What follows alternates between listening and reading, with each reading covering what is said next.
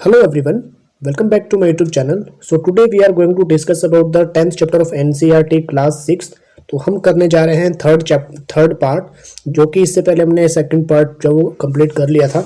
तो हम जो है थर्ड पार्ट की ओर जो बढ़ रहे हैं, क्योंकि हमने पढ़ा था पल्लव, चालुक्य और पुलकेशिन द्वितीय के बारे में, उनकी प्रशस्तियों के बारे में। तो अब आपको प्रशस्तियों के बारे में पता लग गया होगा कि प्रशस्तियाँ एक्चुअल में होती क्या हैं। ठीक है। और हमने चालुक्यों के बारे में पढ़ी, जो चालुक्य की जो राजधानी थी वो क्या थी, ऐहोल थी। ठीक है, इसके बारे में हमने काफ़ी अच्छे तरीके से डिस्कस किया। और साथ ही हमने पढ़ा पुलकेशिन द्वितीय के बारे में, जो कि चालुक्य का क्या था, राजा बन गया था। ठीक है, तो उसमें जो है रवि कीर्ति द्वारा जो प्रशस्ति हमें मिली है, उसमें भी उससे हमें पता चलता है चालुक्य के बारे में।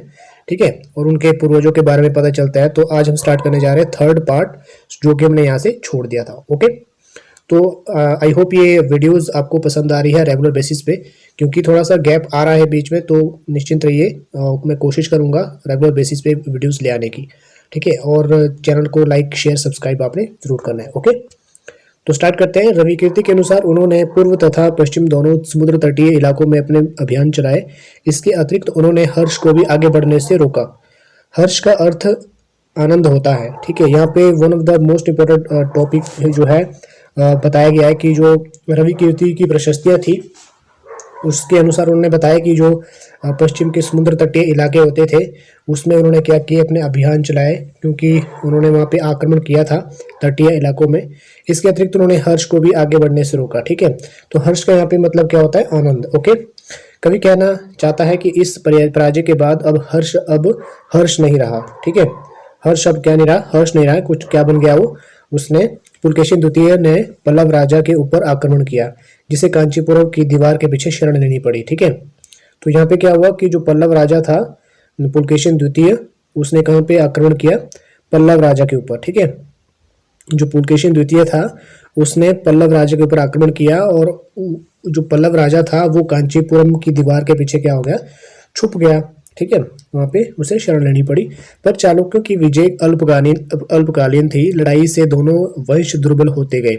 ठीक है, जैसे जैसे लड़ाई बढ़ती गई, दोनों वंश जो दुर्बल होते गए, उनकी सेना जो है वो दुर्बल पड़ती गई। ठीक है, पल्लवों और चालुक्यों को अंततः राष्ट्रकूट तथा चोल वंशों ने समाप्त कर लिया। इसके बाद तुम जो नेक्स्ट उसमें पढ़ोगे। ठीक है, तो ये कहना चाह रहा है कि धीरे धीरे, क्योंकि उन दोनों की लड़ाई में तो कुछ नहीं हुआ। जो पुलकेशिन द्वितीय है, ठीक है, उसने पल्लव राजा को आक्रमण किया, वो कांचीपुरम की जो दीवार थी उसके पीछे वो छुप गया। उसके अलावा क्या हुआ, उसके अलावा गाइस, जो दोनों लड़ाई करते करते क्या हो गए, उनकी सेना जो है वो दुर्बल पड़ती गई। ठीक है, सेना दुर्बल होती गई, तो बाद में क्या हुआ, जो चोल वंश थे, चोला डायनेस्टी थी, उन्होंने आके आक्रमण किया और उन्होंने इस वंश को ही समाप्त कर दिया। ओके, इन राज्यों का प्रशासन कैसे चलता था, हम पढ़ेंगे थोड़ा बहुत प्रशासन के बारे में, कि किस तरह से जो है ये प्रशासन चलता था, इनका किस तरह से एडमिनिस्ट्रेशन चलता था। तो पहले के राजाओं की तरह इन राजाओं के लिए भूमि कर सबसे महत्वपूर्ण बना रहा। ठीक है, तो भूमि कर जो है काफ़ी ज़्यादा महत्वपूर्ण था उस समय। तो प्रशासन की प्राथमिक इकाई गाँव होते थे।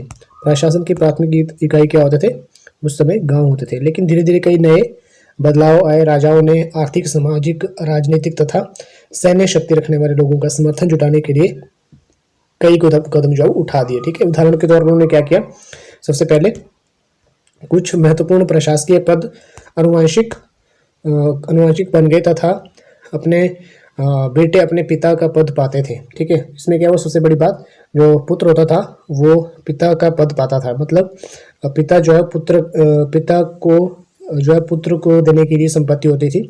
तो जो संपत्ति होती है उसका अधिकार किसका होता था, उसके बेटे का। ओके, जैसे कि कवि हरिशेन ने अपने पिता की तरह महादंड नायक अर्थात मुख्य न्यायाधिकारी बने थे। जो कवि हरिशेन थे वो भी अपने पिता की तरह क्या बने थे, महादंड नायक बने थे। ठीक है, उसके बाद जो है मुख्य न्यायाधिकारी थे वो। ओके, कभी कभी एक ही व्यक्ति कई पदों पर कार्य करता था, जैसे कि हरिशेन एक महान दंडनायक होने के साथ साथ कुमारात्य अर्थात एक महत्वपूर्ण मंत्री तथा एक संधि विग्रहिक अर्थात युद्ध और शांति के विषयों का भी मंत्री था। तो उन्हें जो वो एक पद से जो है दूसरे कार्य भी करने पड़ते थे। ठीक है, तो जैसे हरिशेन था, हरिशेन के बारे में अभी पढ़ा हमने, तो उसका काम क्या था, कुमारात्य मतलब दूसरा मंत्री भी था वो। महादंड नायक तो था ही, लेकिन उसके अलावा उसको कार्यभार दिया गया था दूसरे मंत्री का। ओके, संभवतः वहाँ के स्थानीय प्रशासन में प्रमुख व्यक्तियों का बहुत बोलबाला था। इनमें नगर श्रेणी यानी मुख्य बैंकर या शहर का व्यापारी, सार्थवाह यानी व्यापारियों के काफिले का नेता। ठीक है, तो इस तरह के जो है वहाँ पे एडमिनिस्ट्रेशन जो है वो चलता था। और साथ ही जो व्यापारिक काफिले का नेता होता था, प्रथम कुलिक उसे कहा जाता था। ठीक है, तो साथ ही शिल्पकार, कायस्थों यानी लिपिक के प्रधान जैसे लोग होते थे। ठीक है, सारे जो है वो प्रशासन के लोग होते थे जो उस समय प्रशासन चलता था। ठीक है, आगे बढ़ते हैं। इसी तरह की नीतियां कुछ हद तक प्रभावशाली होती थी, पर समय के साथ साथ इनमें कुछ व्यक्ति इतने अधिक शक्तिशाली होते जाते थे कि अपना स्वतंत्र राज्य स्थापित कर लेते थे। ठीक है, तो समय के साथ क्या होता है, जब भी इनके ऊपर इतना सारा कारोबार होता था तो उनको सारा मतलब एक्सपीरियंस हो जाता था उस चीज़ का, तो वो क्या कर रहे थे, वो स्वतंत्र कई बार जो है वो अपना राज्य जो है वो स्थापित कर लेते थे। ठीक है, क्योंकि उनको उस चीज़ की नॉलेज हो जाती थी। एक नए प्रकार की सेना के बारे में पढ़ लेते हैं। कुछ राजा अभी भी पुराने राजाओं की तरह सुसंगठित सेना रखते थे। ठीक है, जिसमें हाथी, रथ, घुड़सवार और पैदल सिपाही होते थे, पर इसके साथ साथ कुछ सेनानायक भी होते थे जो आवश्यकता पड़ने पर राजा को सैनिक सहायता दिया करते थे। ठीक है, तो इसमें सबसे इम्पोर्टेंट चीज़ ये है, जो नए प्रकार की सेना है वो किस तरह से बनी। जो कुछ राजा होते थे वो क्या करते, जो पुराने राजाओं की तरह वो क्या करते, संगठित सेना रखते थे, जिसमें कि हाथी, घुड़सवार, पैदल सैनिक, ठीक है, भाले के साथ सैनिक जो होते थे, और तलवारों का उसमें समय प्रयोग किया जाता था। ठीक है, तो उसमें उनमें से जो है वो सेनापति बनाए होते थे। ठीक है, जो क्या करते थे, आवश्यकता पड़ने पर राजा को सैनिक सहायता देते थे। ठीक है, तो उनके पास सेना नायक भी होते थे। तो सेना नायक के लिए भी उन्होंने काफ़ी एक प्रॉपर क्राइटेरिया रखा होता था कि उनको किस तरह से सैलरी देनी है, वेतन किस तरह से देना है, वो सारी चीज़ उसमें इंक्लूडेड थी। साथ ही जिससे वो सेना घोड़ों की देखभाल करते थे। ठीक है, बदले में वो क्या करते थे, भूमि दान दिया करते थे, और इसके साथ भूमि से वे क्या वसूलते थे, कर वसूलते थे, जिससे वे सेना तथा घोड़ों की देखभाल करते थे। ओके, और इसके अलावा इस तरह के व्यक्ति सामंत कहलाते थे। किस तरह के व्यक्ति, जो युद्ध के लिए हथियार जुटाते थे, तो ये सारे जो व्यक्ति होते थे उनको सामंत कहा जाता था। ठीक है, तो सामंत के बारे में यहाँ पे कभी क्वेश्चन आए तो आप बता सकते हो, जो सेनानायक होता है वो एक सामंत की भूमिका निभाता है। ओके फ्रेंड्स, अगर आपने ये चैनल सब्सक्राइब नहीं किया तो चैनल सब्सक्राइब कर दीजिए, और अगर आप नए जुड़े हैं तो वीडियो को लाइक, शेयर, सब्सक्राइब करना है आपने। ओके, दक्षिण के राज्यों में सभाएं, इसके बारे में पढ़ लेते हैं। पल्लवों के अभिलेखों में कई स्थानीय सभाओं की चर्चा है। इनमें से एक था ब्राह्मण भूस्वामियों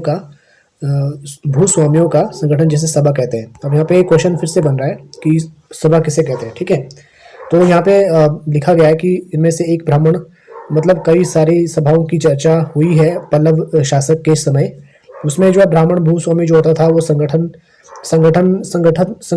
जो है वो ऑर्गेनाइज करवाता था, जिससे कि उसे क्या कहते थे, सभा कहते थे। मतलब बहुत सारे लोगों का समूह एक जगह इकट्ठा करना, उसे एक सभा कहते थे।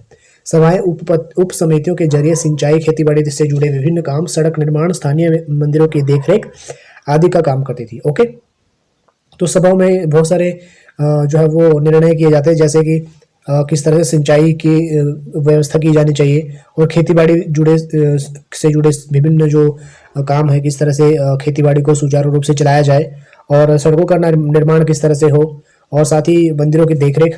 ठीक है, वो सभी कुछ चीज़ें इसमें उसमें जो है वो डिसाइड किया जाता था।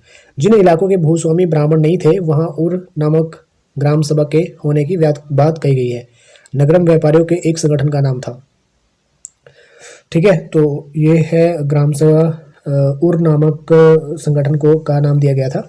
संभवतः इन सभाओं पर धनी तथा शक्तिशाली भूस्वामी और व्यापारियों का नियंत्रण था।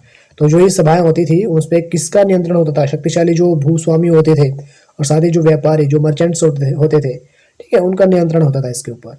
इनमें से बहुत सी स्थानीय सभाएं शताब्दियों तक काम करती रही। ठीक है, तो काफ़ी सारी सभाएं थी जो काफ़ी टाइम तक जो है वो काम करती रही, जिसमें कि आज भी जो है वो सभाएं आयोजित की जाती है। ओके,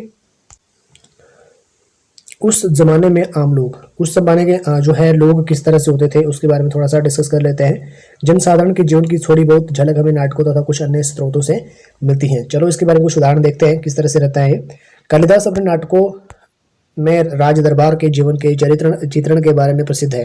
तो कालिदास के जो है बारे में हम जरूर पढ़ेंगे।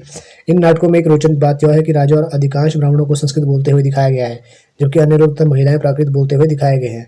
तो इसमें क्वेश्चन ये भी आ सकता है कि जो सबसे पुरानी लिपि थी कौन सी थी, वो प्राकृत लिपि थी, ये बात ध्यान रखना है आपने। उन सबका सबसे प्रसिद्ध नाटक अभिज्ञान शकुंतलम, जिसमें दुष्यंत नाम का राजा और शकुंतला नाम की एक युवती की प्रेम कहानी दिखाई गई है, जो कि किसने लिखी है, कालिदास ने। ठीक है, तो क्वेश्चन आ सकता है कि जो अभिज्ञान शकुंतलम है और वो किसने लिखा था, तो डायरेक्ट आप बोल सकते हो कि कालिदास ने लिखा था। ओके, इस नाटक में गरीब मछुआरे के साथ कर्मचारियों के दुर्व्यवहार की बात की गई है। तो ये नाटक है जो कि लिखा गया कालिदास के द्वारा, उसमें काफ़ी सारी चीज़ें बताई गई हैं, तो ये आपने एक बार ध्यान रखना है। ओके, नेक्स्ट हमारे पास चीनी तीर्थयात्री फैशन का ध्यान उन लोगों की दुर्गति पर भी गया जिन्हें ऊंचे और शक्तिशाली लोग अछूत मानते थे। ठीक है, हमने इससे पहले ऑलरेडी चीनी जो पिलग्रिम था तीर्थयात्री, उसके बारे में ऑलरेडी हमने डिस्कस कर लिया है। ठीक है, वो क्यों आया था भारत, वो आया था बौद्ध जो धर्म थे, बौद्ध प्रशस्तियों को लेने, या फिर जो बौद्ध की सारी जो अभिलेख थे वहाँ पे, उन सबको लेकर वो 20 घोड़े पर गया था। ठीक है, तो ये सारी चीज़ें हमने ऑलरेडी डिस्कस कर ली है। तो उसमें क्या होता था कि उसने काफ़ी सारी चीज़ें जो है वो लिखी है भारत के लोगों के बारे में, बौद्ध धर्म के बारे में, और उसने क्या किया था, संस्कृत में अनुवाद किया था, संस्कृत से चाइना में। ठीक है, इन्हें शहरों के बाहर रहना पड़ता था। वे लिखते हैं, अगर इन लोगों को शहर या बाजार के भीतर आना होता था तो सभी को आगाह करने के लिए लकड़ी एक टुकड़े पर चोट करते थे। ठीक है, तो वहाँ पे आवाज़ सुनकर लोग जो सतर्क हो जाते थे। ठीक है, तो आवाज़ सुनकर क्या करते थे, तो उसमें एक चोट करते थे, बहुत बड़ी लकड़ी का एक टुकड़ा होता था। ठीक है, उसके ऊपर चोट किया जाता था, तो जैसे उसकी ध्वनि गूंज सुनाई देती थी तो उससे उनको पता चल जाता था कि कुछ संदेश मिला है। एक जगह बाणभट्ट द्वारा अभियान पर नकली राजा की सेना का बड़ा सजीव चित्रण किया गया है। ठीक है, तो ये था इसके बारे में। तो फ्रेंड्स, आपको बता दूं कि आज का जो चैप्टर है वो हम यहीं पे समाप्त कर देते हैं। मिलते हैं नेक्स्ट चैप्टर में, जो कि रहेगा हमारा 11th चैप्टर, और इस सीरीज जो कंटिन्यूस चलेंगी। यहाँ पे कुछ गुप्त वंश की शुरुआत किस तरह से हुई थी उसके बारे में यहाँ पे बताया गया। तो 1700 साल पहले गुप्त वंश की शुरुआत हुई थी, और हर्षवर्धन का जो शासनकाल था वो कब था, 1400 साल पहले। ठीक है, तो ये इंपॉर्टेंट था आपके लिए, तो आप एक्सरसाइज आप कर सकते हो। इसके अलावा सेकंड चैप्टर जो हमारा रहेगा, जो नेक्स्ट चैप्टर वो है 11th चैप्टर, उसके लिए मैं नई वीडियो लेके आने वाला हूँ। ओके, तो thanks for watching till then.